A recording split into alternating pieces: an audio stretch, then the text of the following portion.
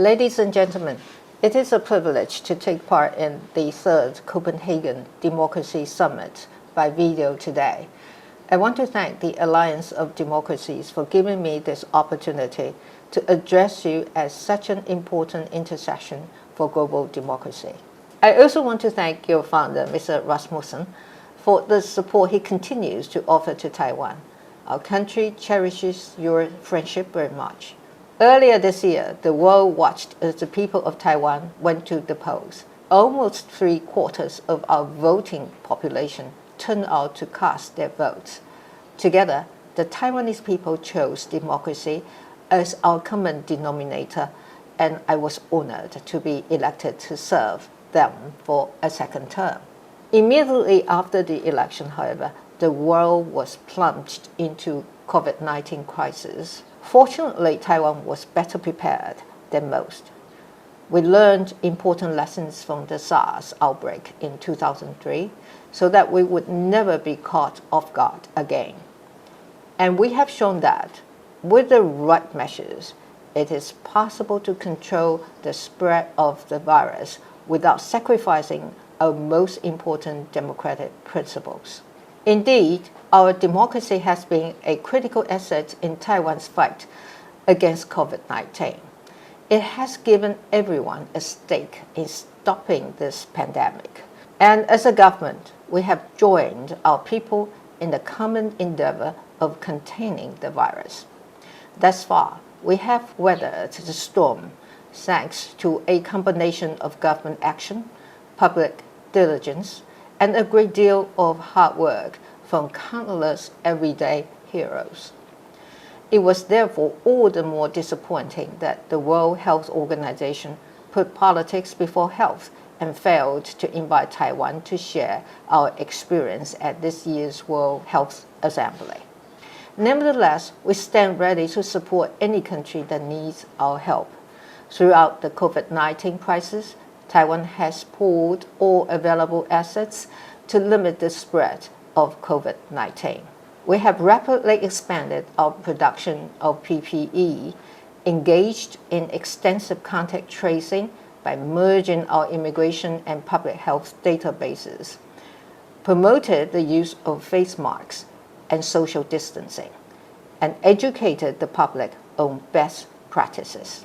By helping us contain the virus, these steps have now put us in a position to help others. At the end of January this year, Taiwan was producing less than 2 million face masks per day. By the end of May, our daily production topped 20 million. As COVID-19 has spread across the world, we have donated essential medical supplies to over 80 countries, including more than 52 million face masks. For Taiwan, offering help has never been a question of quid pro quo. It is simply what friends do in times of need. We believe we should take a similar view about helping ourselves in order to help others when it comes to democracy as well. First, we need to take a hard look at our own democracies and ask how they can be further strengthened.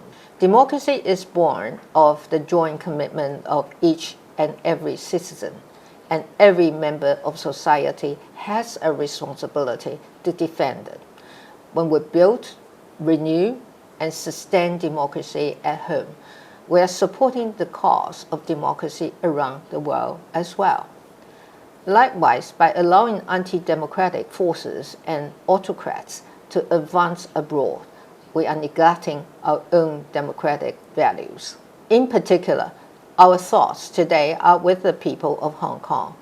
Taiwan has joined the international community in urging the Beijing authorities to honor their obligation to respect Hong Kong's fundamental freedoms.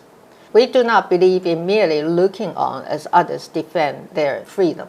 As the situation in Hong Kong continues to deteriorate just weeks before the 23rd anniversary of the handover, Taiwan will continue to provide necessary humanitarian assistance to the people of Hong Kong.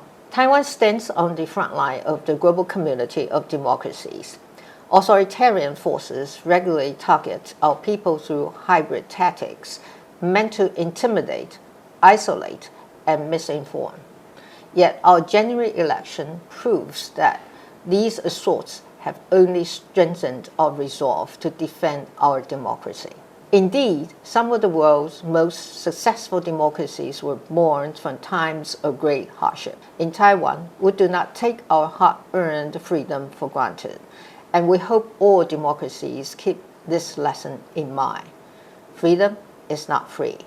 We must all work for it and defend it every day. And with a difficult recovery ahead, our democracies will be even more vulnerable. The international community will need to find a new balance, not one of choosing one partner over another, but of weighing values and economic interests more equitably. As COVID-19 triggers the reorganization of global supply chains and economic strategies, I see potential for even closer cooperation between like-minded democracies from around the world. European and American businesses were looking for more reliable partners. To them, I say, democratic Taiwan, with its respect for the rule of law, human rights, and intellectual property, its talented workforce, and its strong and trustworthy track record in high-tech industries, welcomes your investment. Together, we can establish new, more diverse, and resilient supply chains. An investment agreement between Taiwan and the European Union, for example, would be a great first step, one that will align our norms and standards and permits business to flourish alongside protections accorded to traders and investors. What better way to show the world that democracies are willing to support each other in the face of rising challenges to our values? We should use the power of economics to strengthen our democracies. Ladies and gentlemen, I hope you will be able to visit Taiwan after the pandemic. Here you will see a vibrant, open, and respectful democracy, and a force for good in the world. Democracy is in our DNA. It is what makes us Taiwanese. To forfeit our freedom would be to forfeit the foundation of our nation.